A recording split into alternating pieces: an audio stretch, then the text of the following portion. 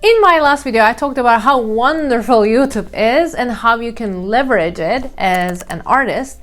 And now, today, I want to talk to you about what equipment you need to run a successful YouTube channel. Number one, although I use a professional camera right now, I started with my cell phone. I had iPhone 8 Plus, although now it's pretty old, it filmed very well. And if I wanted to have 4K, I could. So definitely you can use your phone and that will be totally fine. You don't need expensive cameras to start with. But if you're using your phone, you need to be careful about a few things. The first thing you need to be careful about is to put your phone on airplane mode, because when people call, it cuts the recording in half and you don't even notice somebody called you and you kept drawing or painting, thinking that you are still filming. Another thing to consider is the space on your phone, because after a while it takes so much space on your phone that once the space is full,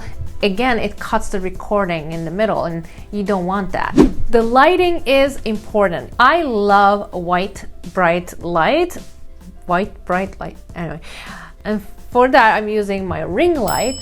And you can use this ring light for your paintings or drawings as well. You can find very cheap ones on Amazon. You can find my equipment list in the description part. The sound is as important as the quality of the filming, and for that, if the phone microphone is not as good as you think, if it's picking up a lot of noise, then you can buy something like the clip microphone.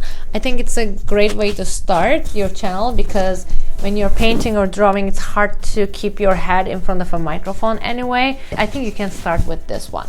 They are not very expensive. They are very inexpensive. I'm gonna share the link to my mic down below. These recordings need to be edited somewhere, right? I tried Adobe Premiere for 14 days and guys, I was lost. Maybe it's just me, but I found that program so complicated. So instead of using Adobe Premiere, I'm using Wondershare Filmora and I'm happy with it. It works for me.